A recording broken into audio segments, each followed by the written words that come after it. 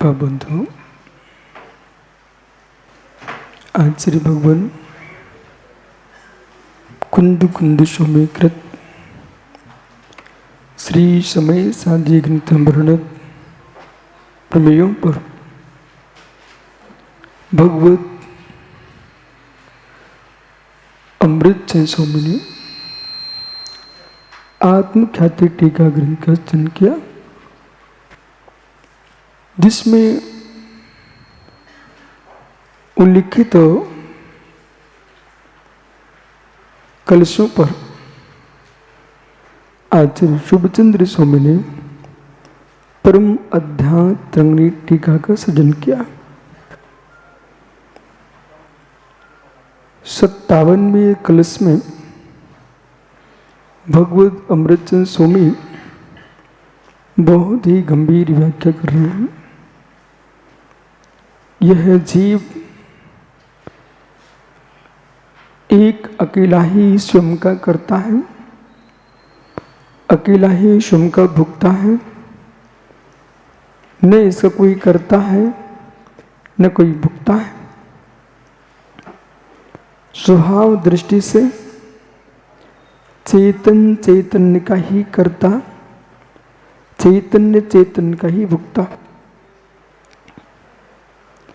कर्म सापेक्ष भी हम देखते हैं तो शुभाशुभ कर्म का कर्ता जीव स्वयं है, उन कर्मों का भुगता भी जीव स्वयं है। भिन्न ने भिन्न का कोई कर्तृत्वपना नहीं स्वीकारा, भिन्न में भिन्न कोई भुगतत्वपना भी नहीं है। ऐसा भी नहीं है कि कर्ता भिन्न हो और भुगता भिन्न हो। कर्ता भिन्न भुगता भिन्न है, आप नैरातवादी हो जाएंगे। कर्ता भिन्न भुगता भिन्न है। पर्याय दृष्टि से कर्ता भिन्न हो सकता, भुगता भिन्न हो सकता है, पर द्रव दृष्टि से कर्ता भिन्न भुगता भिन्न कभी नहीं हो सकता। इसे समझिए, पर्याय दृष्टि से कर्ता भिन्न हो सकता है, भुगता भिन्न हो सकता है, लेकिन द्रव दृष्टि से वही कर्ता वही भुगता। अब पर्याय दृष्टि से कर्ता भुगता भिन्न कैसे?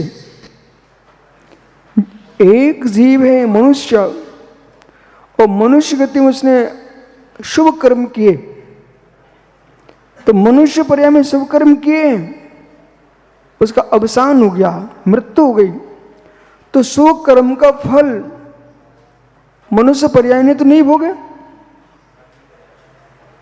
अब वो स्वर्ग में देव हो गया, तो सुख कौन भोग रहा है? देव भोग रहा है। पर्याय दृष्टि से कर्ता भिन्नता, भुगता भिन्न। एक जीव ने पाप किए और नरक चला गया, तो पाप तो मनुष्य के पर्याय में किए हैं, पाप का आनंद मनुष्य ने लूटा और पाप का फल नरक में भोगना पड़ रहा है। कर्ता भिन्न भुगता भिन्न, पर्याय दृष्टि। कर्ता वही भुगता वही, कर्ता वही भुगता वही।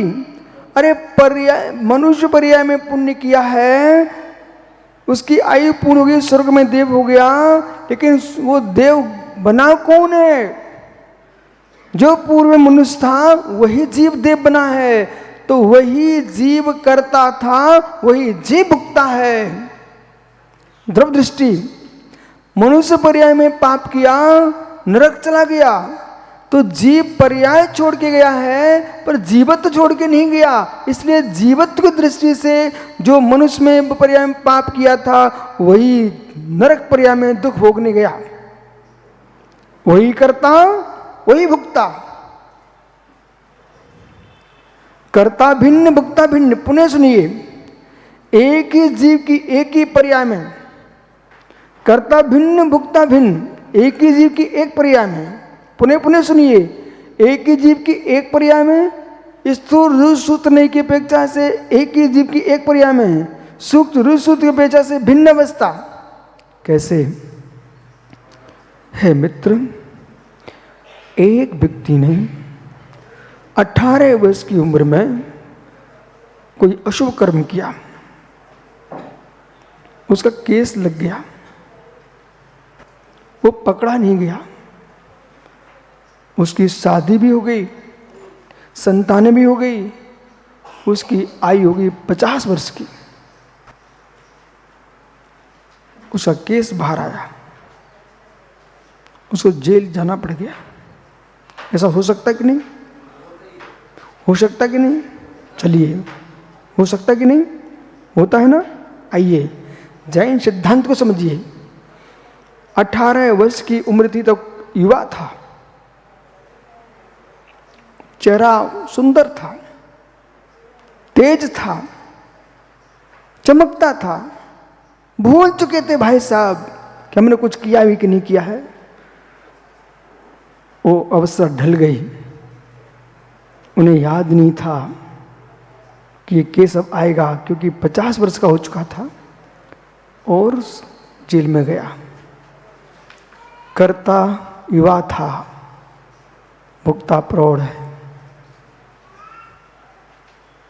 पर्याय दृष्टि, कर्ता भिन्न हो गया, भुक्ता भिन्न हो गया। द्रव दृष्टि से वही युवा है, जो प्रौढ़ हुआ है वही है जिसने अशुभ किया था। सिद्धांत बड़े गंभीर हैं। वही कर्ता वही भुक्ता, वही कर्ता भिन्न भुक्ता, कर्ता भिन्न भुक्ता भिन्न। पर्याय दृष्टि।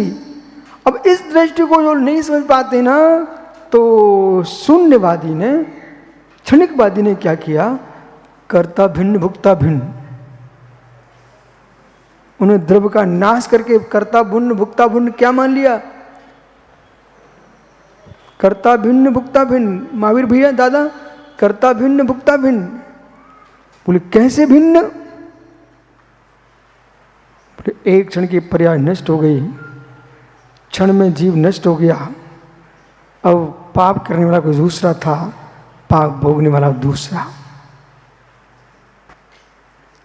ये सिद्धांत बौद्ध दर्शन का है कि कर्ता भिन्न भुक्ता भिन्न। तो मित्र हिंसक, हिंसनीय, हिंसक, इस पर विचार करना पड़ेगा आपको। हिंसक भिन्न, हिंसनी भिन्न, हिंसा क्रिया भिन्न, हिंसा का फल भुगता भिन्न।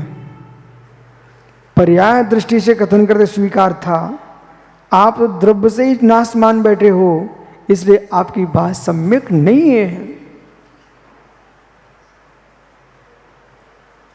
ये दार्शनिक पक्ष है, ये सिद्धांतिक पक्ष है, ये न्यायिक पक्ष है।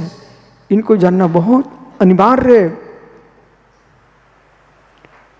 पूजन पाठ आप करते रहे, गुरुओं की सेवा करते रहे, लेकिन ये अंदर के तत्व पर तुम्हारा विश्वास नहीं है, सम्यक्त नहीं है, सम्यक्त नहीं है। कि ये श्रद्धा बैठ गई, करने वाला कोई है, भोगने वाला कोई है, हम तो कर रहे पूजा, आनंद ले रहे हैं। तद्भावाभ्यम नित्यम तद्भावा परिणामा, ये 2 सूत्र उमा स्वामी महाराज ने दिए हैं तत्व सूत्र में। तद्भाव्यम नित्यम, इसका मतलब संजन सागर जी, तद्भाव्यम नित्यम तद्भाव अभ्य, अपने भाव का त्याग नहीं करना, ये नित्यत्व। अपने स्वभाव का त्याग नहीं करना, ये क्या है? नित्य है। अब कैसे? जिन अशोक भाई को मैंने कल देखा था, आज मैं पुनः देख रहा हूं, ये वही पुरुष हैं। ये एकत्र प्रतिविज्ञान है, और प्रतिविज्ञान जो होगा वो नित्यता के साथ होगा। नित्यत्व तो नहीं मानोगे तो प्रतिविज्ञान नहीं घटित होगा। प्रतिविज्ञान हुआ है वो वही है। कोल्हापुर के दादा गर्मियों में प्रवचन, कोल्हापुर में प्रवचन सुन रहे थे, वही है ये। हाँ वही है। मित्र ये नित्यता कह रही है। वही है ये शब्द तभी लग सकता है जब वस्तु को नित्य स्वीकारोगे। नित्य नहीं स्वीकारोगे तो वही है नहीं हो सकता। न एकत प्रतिविज्ञान बनेगा, न सदस्य प्रतिविज्ञान बनेगा, न प्रतियोगी बनेगा, न विलक्षण बनेगा। प्रतिविज्ञान को देखना है तो आपको नित्यता देखना पड़ेगी। अब प्रतिविज्ञान को देखना, नित्यता देखना पड़ेगी। इसको यहां विराम कर दो। अनित्यत्व नहीं होगा, अनित्यत्व नहीं होगा तो मित्र आप जैसे जन्मे थे वैसे ही बने रहोगे। वस्तु व्यवस्था भंग हो जाएगी। जैसा जन्म लिया वैसे ही बच्चा बना रहा। 21 वर्ष निकल गए, बच्चा वही पालने में खेल रहा है, माता पिता टेंशन में आ जाएंगे। 90 वर्ष का व्यक्ति हो गया, बोले पालने में झूल रहा है। वस्तु नित्य है, इसलिए नित्य एकांत भी नहीं बनता। विनोद भैया, मित्र जब जन्मे थे ऐसे मां के पालने में खेलता रहा बच्चा, तो आगे संतान का क्या होगा, समाज का क्या होगा, धर्म का, राष्ट्र का क्या होगा। अनित्यत्व पे आइए। शिशु पर्याय और भय, शिशु पर्याय भय, किशोर पर्याय का उत्पाद, किशोर पर्याय का वय, युवा पर्याय का उत्पाद, युवा पर्याय का वय, प्रौढ़ पर्याय का उत्पाद, प्रौढ़ पर्याय का वय, वृद्धत्व की उत्पत्ति और वृद्धत्व का विनाश, मृत्यु की उत्पत्ति। मृत्यु अगली पर्याय। इसलिए तद्भावाभ्यम नित्यम तद्भावः परिणाम। उसका होना, वस्तु का होना होना होना ये परिणाम है, परिवर्तन। परिवर्तन भी वस्तु का धर्म है और नित्यत्व भी वस्तु का धर्म है। अगला प्रश्न आपको करना चाहिए, आप लोग जैनाचार हो, जैन मुनि हो, जैन विद्वान हैं, ये वहीं पर नित्यत्व कह रहे हैं, वहीं पर अनित्यत्व कह रहे हैं, ये क्या है विकल्प आपके यहां। मित्र, इस विकल्प को समझने के लिए आपको तटस्थ होकर के तत्व की मीमांसा करना पड़ेगी और जैन आगमों का अभ्यास करना पड़ेगा। ये जो मैं कथन कर रहा हूं जैनाचार्य के नाम पर, मित्र मेरे कथन को आप टाल नहीं सकते, विश्व को ये स्वीकार करना ही पड़ेगा। संप्रदायों का, पक्षों का, नित्य एकांत अनित्य एकांत का पक्ष छोड़ करके तुमको वस्तु स्वरूप समझना ही पड़ेगा। जो तुम कथन कर रहे हो वो दृष्टिगोचर नहीं है, जो मैं कथन कर रहा हूं दृष्टिगोचर है। क्या गुन्नू भाई, क्या आप 5 वर्ष पहले मेरे पास आते थे बेटा, ये घास फूस था ही नहीं तुम्हारे चेहरे पर, न दाढ़ी थे न मूछ थी, कितना सुंदर चेहरा चमकता था।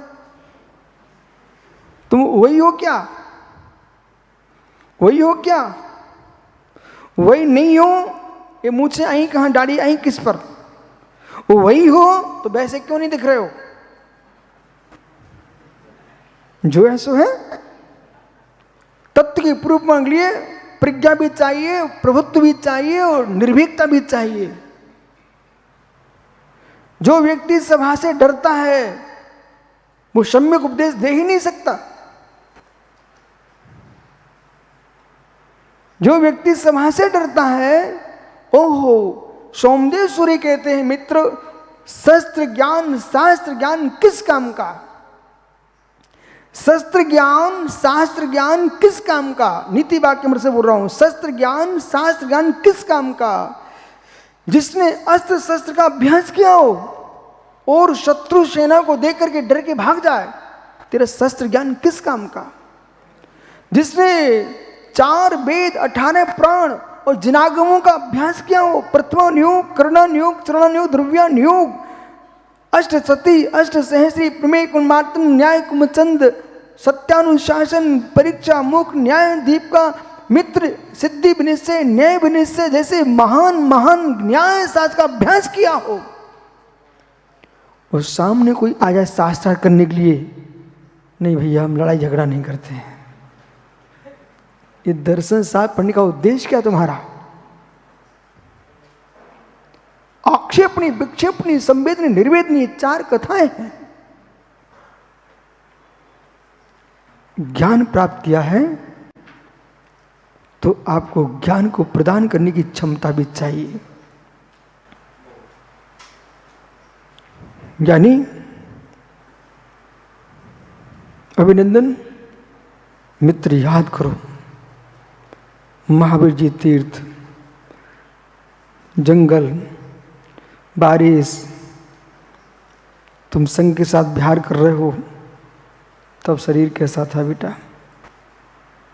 ऐसे ही थे? नहीं? तो अब वो नहीं होना,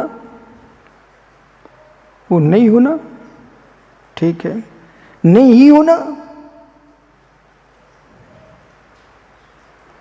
आप नहीं हो, आपको याद है तुम्हारे पीछे 2 बच्चे और चल रहे थे, वो गिर पड़े थे, सुब्र सागर ने उठा लिया था, याद करो।